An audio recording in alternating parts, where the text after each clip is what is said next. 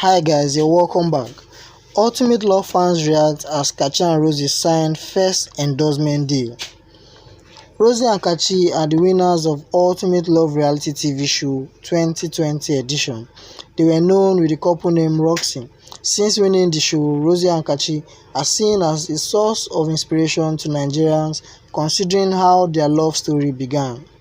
However, from their respective posts on Instagram, it is obvious they just signed their first endorsement deal since winning the Ultimate Love reality TV show.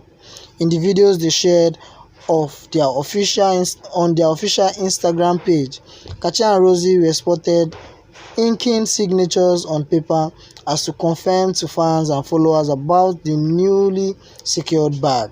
On Rosie's post, she wrote, "Go confidently in the direction of your dreams," while Kachi wrote, "Pen meets paper. We give thanks, heart of gratitude. Thank you to everyone who made this possible.